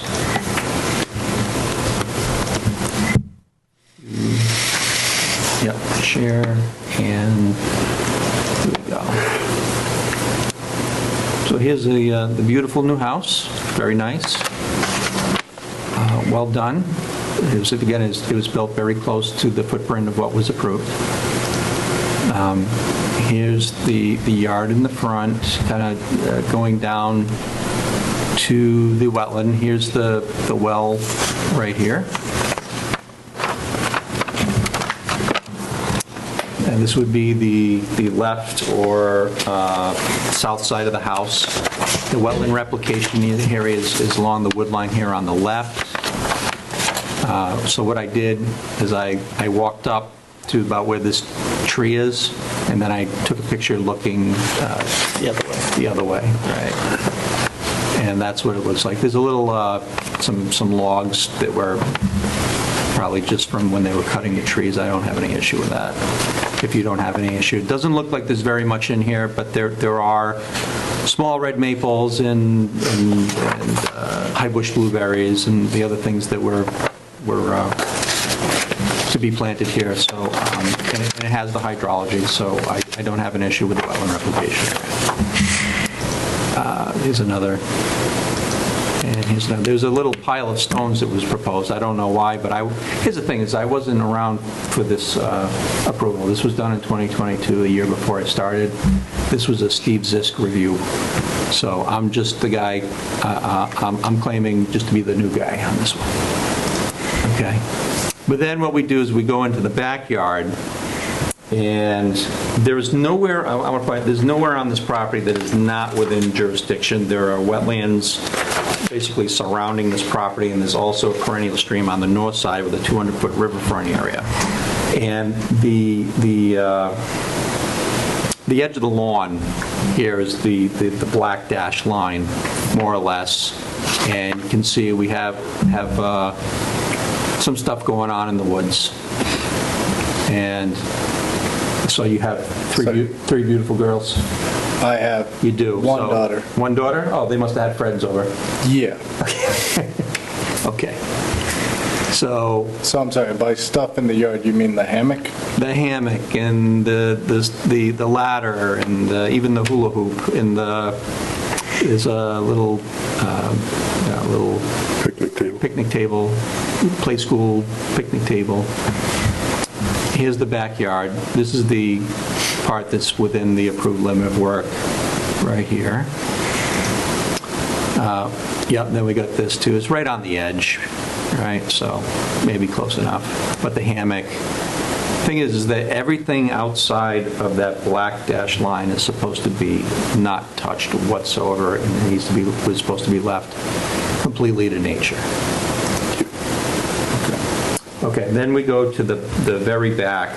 So now we're into the area beyond that approved black dashed line.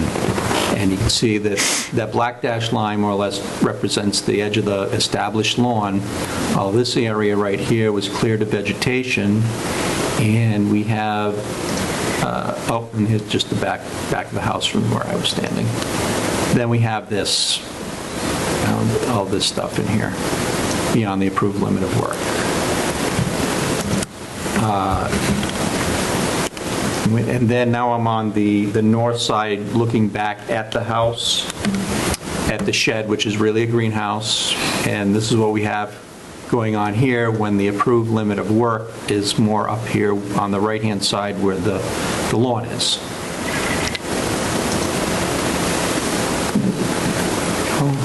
Another view. And, more, let's call it stuff in the area beyond the approved limit of work. And then I'm in the northeast corner of the house looking down, and we have an area where they're storing some kayaks that's, again, outside of the approved limit of work.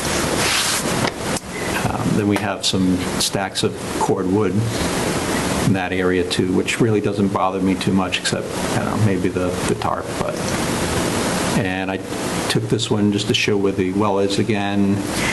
And then I took some pictures of the driveway just to document that it all looks good. Here's one of the pipes. Here's another one of the pipes. Here's the pipe from the other side of the road, and here's the other pipe from the other side of the road. And that's it. But the big issue, the big ticket items on this one is this area and this area in here.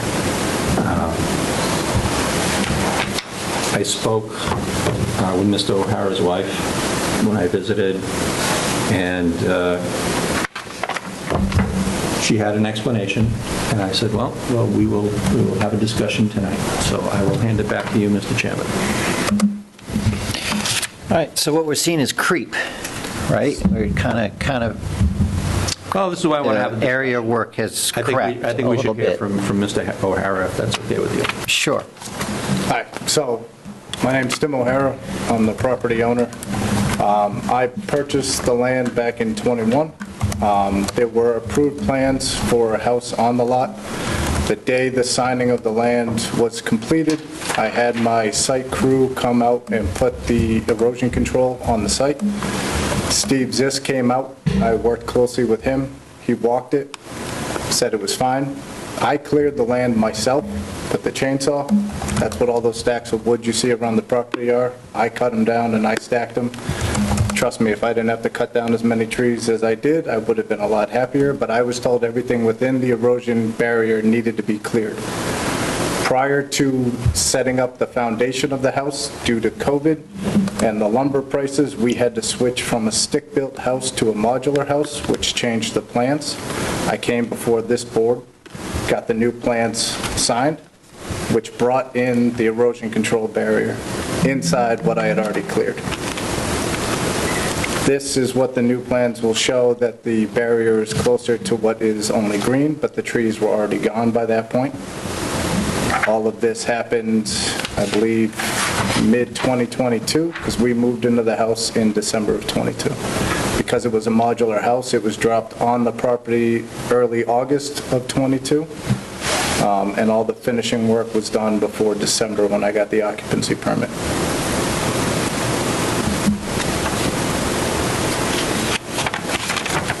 So you're saying... He came to the property multiple times. He worked closely with me. Days I was cutting down the trees, he checked in multiple times. When we had the replication area done, he met with me and my site crew, Earthworks, to walk down exactly what was needed per the order of conditions. He approved everything we did, and I ensured he was on site before I did anything. So just say again about the cutting of the trees was done before the silt fence was installed? No, they had put a erosion control, the silt fence, around the property days after I bought the property, because I wanted to clear the land. That was installed. It was inspected by Steve. Him and I walked down the property, and then he told me I was fine to start clearing. So I started cutting down trees and stacking it around the property. And where was that silt fence? Was that on the red line, or was that on the black dotted line on the plan? It was on the red line, because I was told everything within that I had to clear, and I verified that with him, because a lot of those trees I wanted to keep because they were nice, large trees. We were looking for more privacy than anything else. And with the more I cut down, obviously, the privacy went away from the adjacent neighbors. So who established that line? That was from the original plans. When I bought the property, I bought it from the neighbor over the Sutton line, and he already had plans for the site, and we were going to build to those plans. Right, but who established the line in the field to where the clearing was taken to? Who put it in? Who marked it for you? So the engineering department... I know you said Steve looked at it and said it was okay, yeah, so but who Earthworks actually did it? installed it, but the engineering department was the DePietri, who was used for the engineering, staked out the property. Can you say it one more time? Who did it?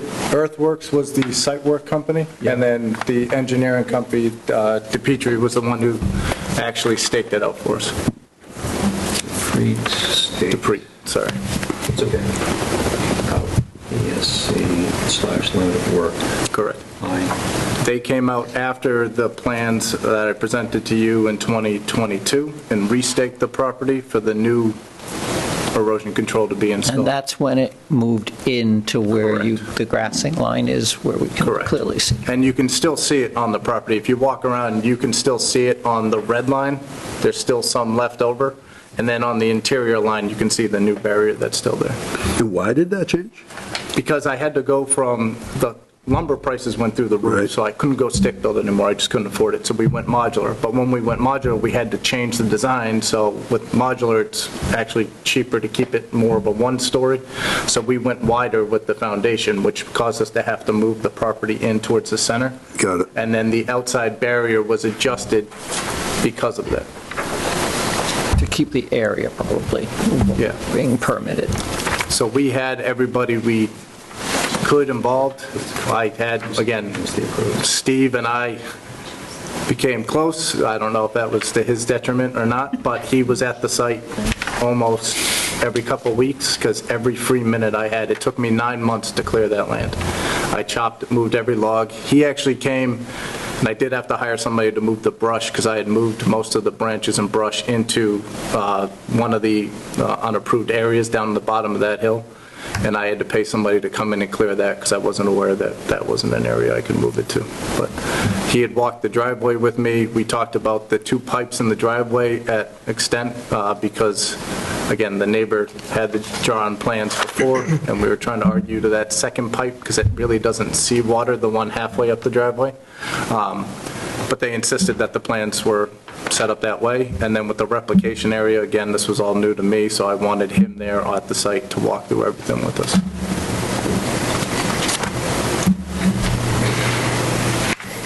I'm claiming new guy on this one. The problem is that Steve Zisk is no longer here. Correct. So I have no idea. I don't know what happens. I can't tell you. I can only tell you that Dupree did an as-built, and they show that the limit of clearing and the shed being well beyond the approved limit of work. I have a question, though. I want to clear something up. In the November 2025 letter from Dupree, it reads, Dupree Engineering was not on site during construction and has no knowledge or information regarding conditions of approval 49 and 50.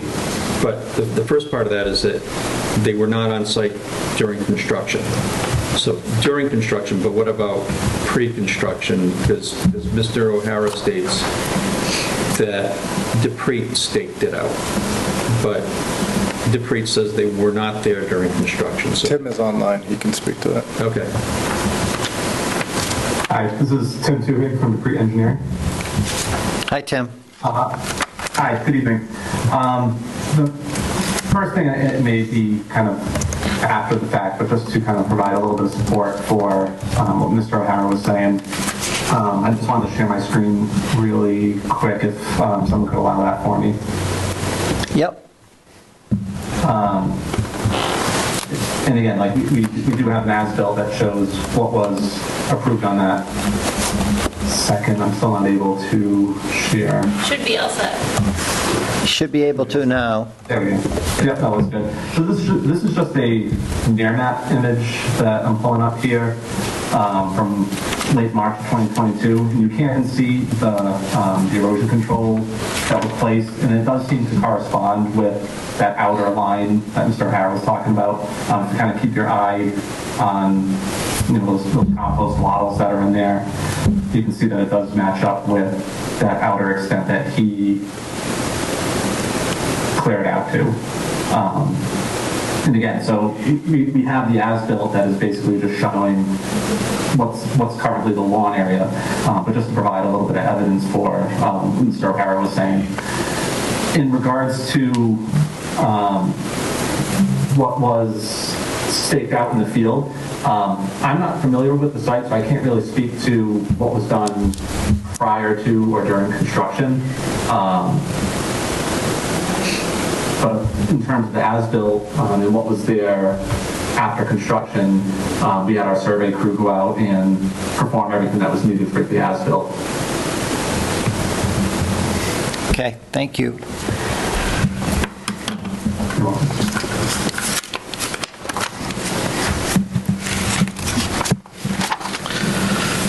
So, what do you have for that, Brandon?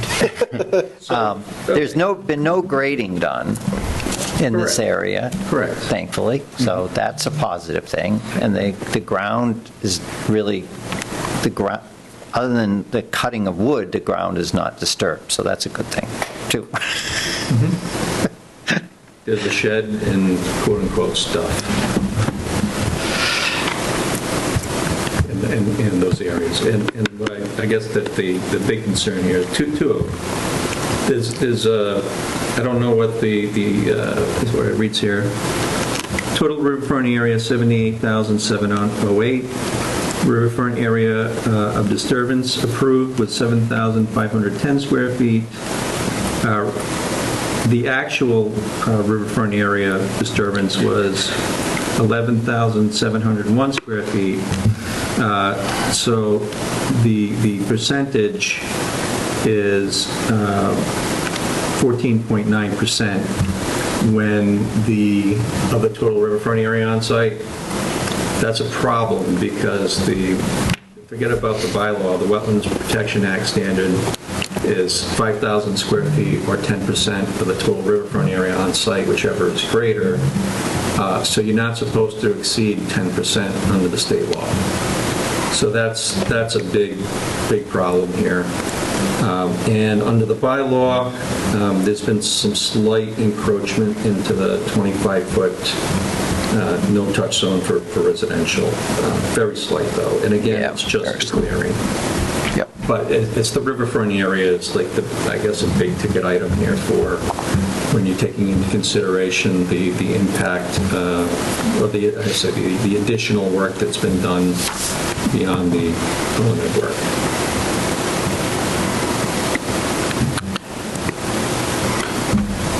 All right, so how do we move forward? Do we have to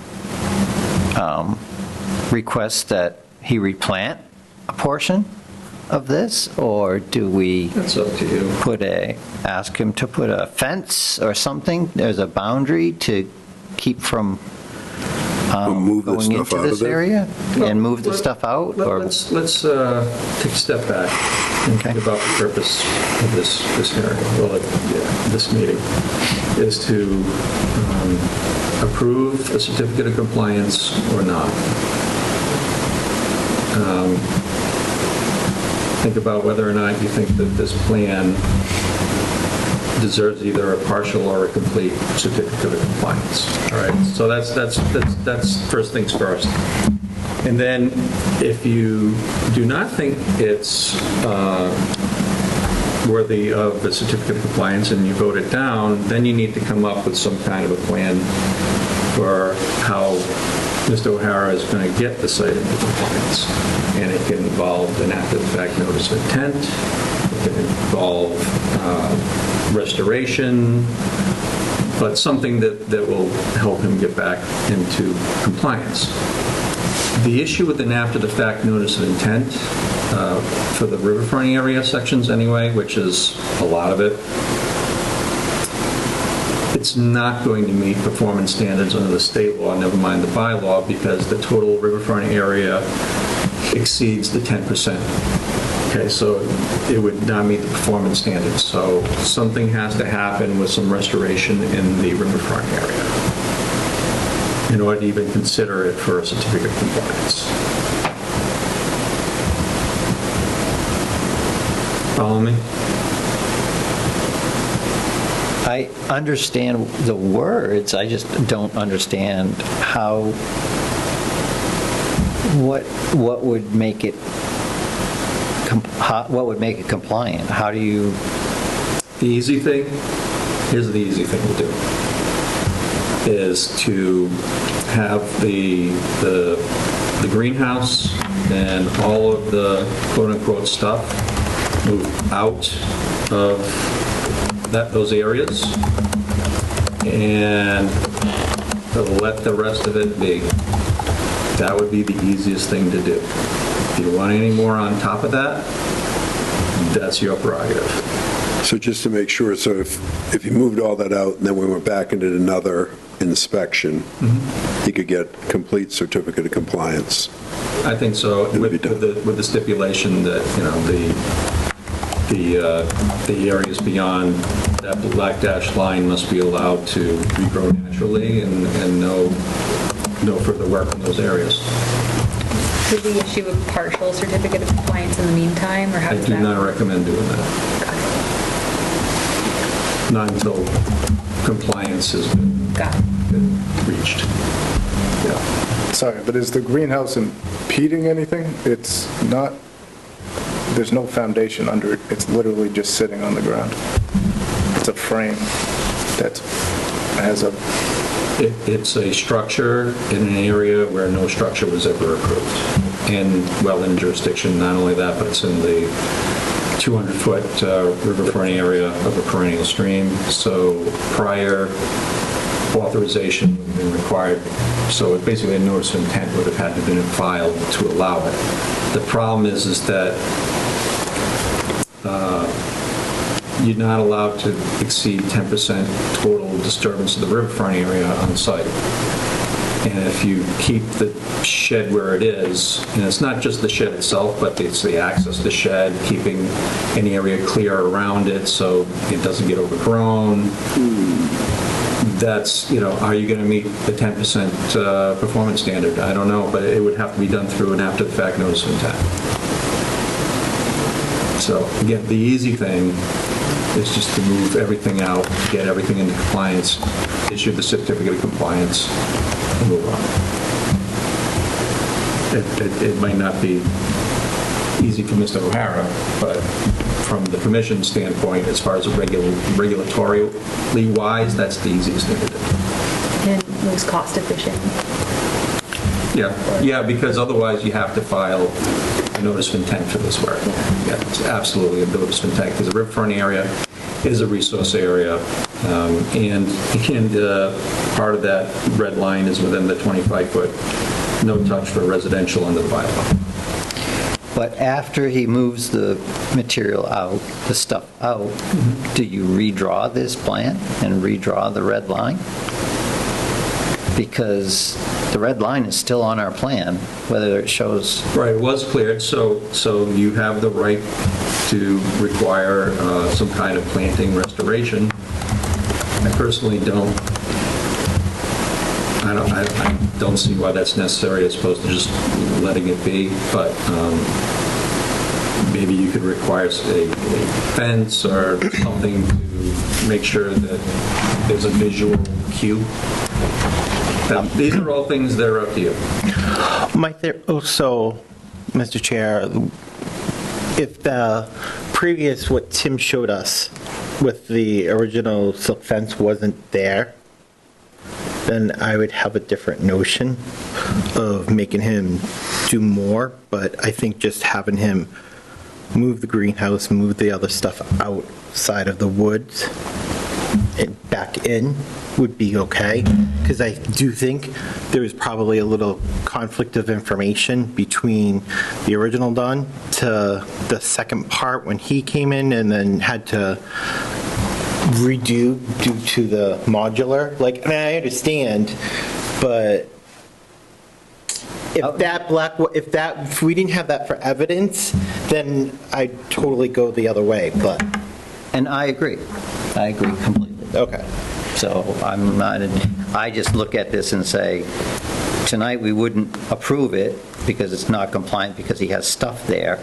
Well, the stuff, other than the shed, doesn't show on the plan, and there's a red line that shows that, and figures on this plan that say that he's 10,000 square feet over what was supposed to be, or whatever the number is. So does he bring back the same plan, except take the shed off it? That's in the... Well, what you could do is you could show the new location of the shed. So there's already a dash line for proposed shed for approved plans, so that shed could be moved up to that southwest corner of the lawn. Right. And maybe a note put on the plan that the area, between the black dash line and the red dash line could be to remain... To revegetate. Revegetate now, to remain untouched, et cetera, et cetera. And that's what I'm looking for. That's what I think would be fine, because that's a plan that going forward, someone can look at and see and say, okay, that's what... Right, yeah. Is that... How do you guys feel about that? I think just making him move stuff and bringing it up would be good enough. I mean, that's enough work anyways. In my theory, like I said, it's only because of that pre-existing photo. If we didn't have the pre-existing photo, then I'd be all set for the NOI and to include in everything else, but that's just my opinion. Yeah, I'm saying, I don't disagree. I agree with you completely. I just don't want to say that this plan is compliant with a shed that isn't compliant, showing on it. So I just don't want So, have but that he shed had, showing on this plan. so he did have a shed in that spot, right, on the plan? And what? Yes, right The here. shed, right. It was supposed to be there. So if he just moved the greenhouse to there, Right. Really, anywhere within the interior. The grass is kind of the perimeter, The right? grass is that black dash line. Yeah. okay, So anywhere in the grass, if he puts it anywhere on the grass, then what do we, all of the stuff You don't that's in care? that area. I mean, it would be outside, so I would be okay wherever he wants to move the thing, as long as it's within that. So anywhere on the grass, I can move it to. And Yep. then- Okay, and then if I just take it down, I would have That's to come fine, back too. at some point with a notice of intent to put it somewhere else on the property and then get approval for that. Correct. Through the chair, just in any area outside of that black dash line. Outside of the So if you grass. bring it inward, anywhere, Within that black line, I'm okay. right, Okay. then it doesn't really matter. So Correct, Mark? So, and then Yep. just get rid of the other stuff. Yeah, there's a bunch, just to call it stuff. yeah, so, understood. I can move the flower beds and all that out of the way. The hammock is an issue tied to a tree? Technically, yes. Yeah, it's a structure that is outside of the approved limit of work, and it's not supposed to be there. So, okay, I understand that, but I built a house in the woods, so like I can't use any of the trees. Well, if he does all this, moves everything into the grass, then has to provide an updated plan, right? No. Not necessarily, no. So just, Well, there is going to be an updated plan per Mark's recommendation, and I hope Tim's been taking notes. to show to show that the shed has been moved into the grass area, then what is next? Do you go out for another inspection? Yes, there would have to be a second. So, and then once you do the inspection, if everything is compliant, He's he good to comes go. back and gets the certificate of compliance. Yep, And then in theory, you never hear from, us again. Okay. Could I have a request, though? When you come to do the inspection, do you have my name and number on this? Let's see. Because today, my wife was in the basement with my daughter and her friend, and they saw two grown men walking through the yard and scared them. Yeah, I know, I do not, well, I'll defend myself, I knocked on both doors. Yeah, I saw it on the cameras, but again, she was in the basement with the girls. Yeah, and they see- I thought that was weird, so I said, well, I guess we're doing the inspection, and it wasn't until the end that I guess we walked by and saw them. Yeah, they were I pretty terrified. apologize. Yeah. So, Yeah, just write down your name and phone number and.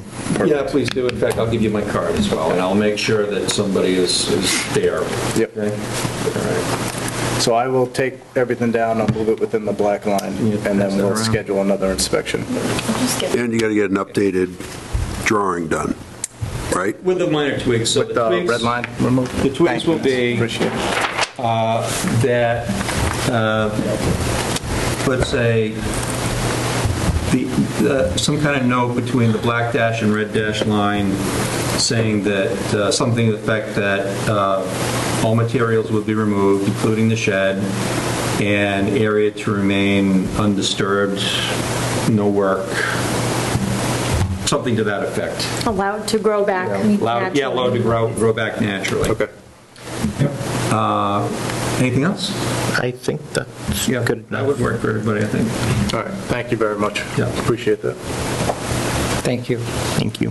for your patience. Just one last question. Would there be an additional meeting for the COC? Or was Yes, just the yeah, initial? hopefully just one more field inspection and one more meeting.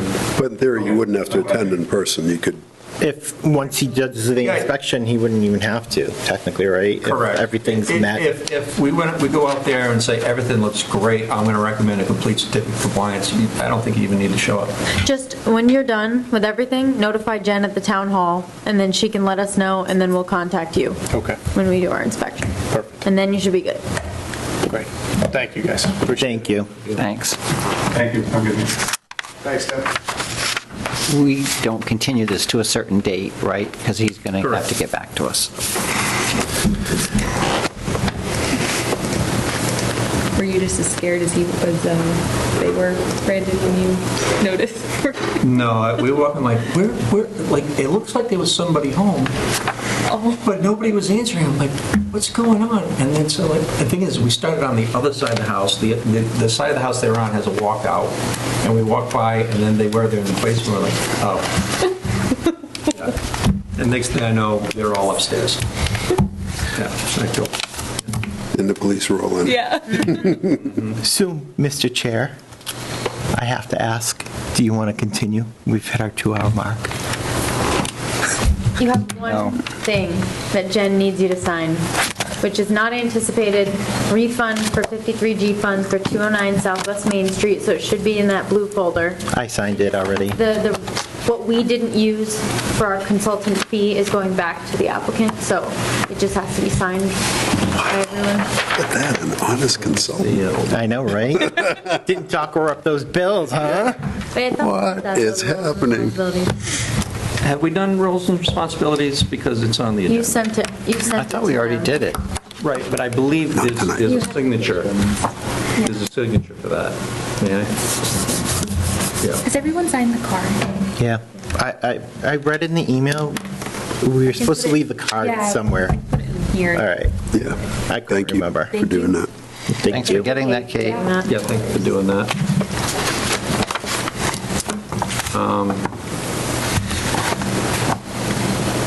Roles and responsibilities, I made the adjustments that Mark asked for. Yep. Has the commission signed it? We need it so we can sign it. Is it in there? You have it, we can sign it tonight, sir. That's what it says.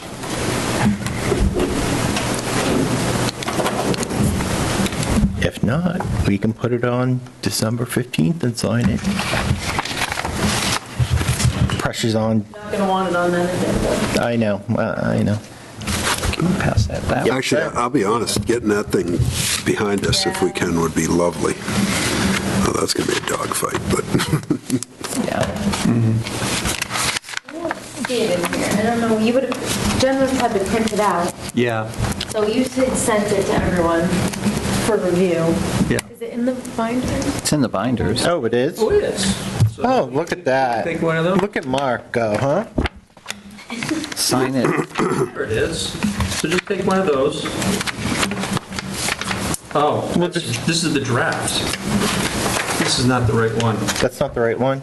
No. All right, so we'll just put it on the next meeting. Okay. It's a draft? It's the draft, yeah. You can tell because at the bottom, Oh, it says effective. yeah, exactly, but I like to write that in. So I like to know when you're going to sign it, so I can tell, say what the effective date is going to be, Okay. and what date you actually approved it. Is there anything else? Nope. I don't have anything else. Anybody have anything else they want to discuss? All right, on Josiah's behalf, I will say what he always loves to say. Mr. Chair, I'd like to adjourn this meeting. Okay. Motion's been made to adjourn. Is there a second? Second. Motion's been made by Jim and seconded by Kate to adjourn. All those in favor? Jim Forney. Brendan Doyle, aye. Kate Roland, aye. Mike Greco, aye. Mark Mungum, aye.